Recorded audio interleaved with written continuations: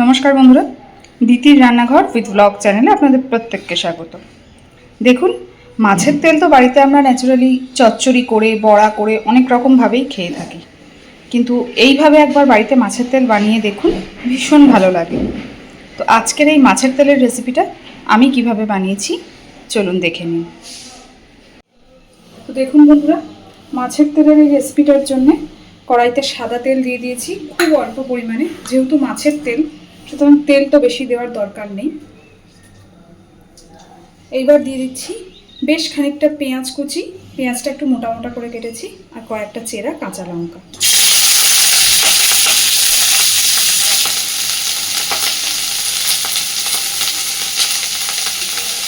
আমি একই সাথে দিয়ে দিচ্ছি একটা মিডিয়াম সাইজের আলুকে এরকম একদম ছোট্ট ছোট্ট করে কেটে নিয়েছি সেই আলুটা।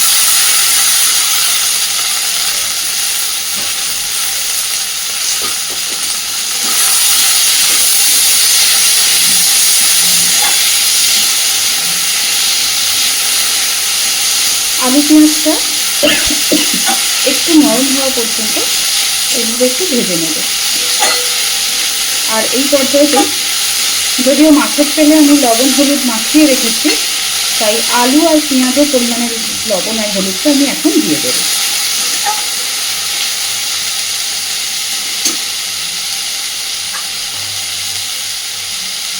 তো প্রথমেই দিচ্ছি পরিমাণ মতো লবণ,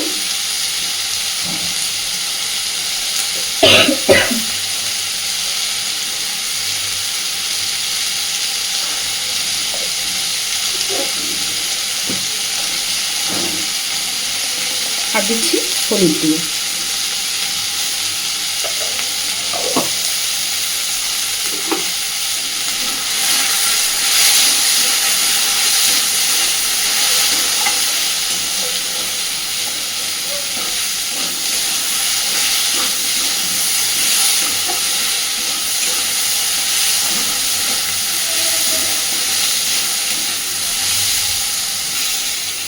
দেখুন, আমি বেশ সুন্দর করে আলু পেঁয়াজটাকে একটু ভেজে নিয়েছি। এবার এর মধ্যে আমি দিয়ে দেবো লবণ হলুদ মাখিয়ে নেওয়া মাছের তেলটা।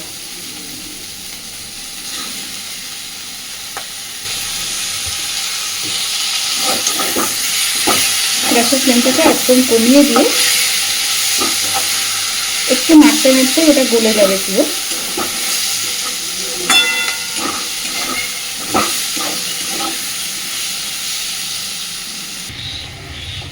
তো দেখুন বন্ধুরা, মাছের তেলটা কিন্তু গলতে শুরু করেছে আর সুন্দরভাবে সব কিছু মিক্সড হয়ে গেছে।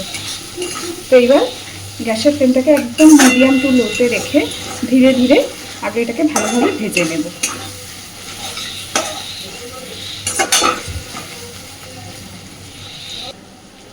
দেখুন কত সুন্দরভাবে পুরো মাছের তেলটা একদম লাল লাল করে সুন্দর করে ভেজে নিয়েছি।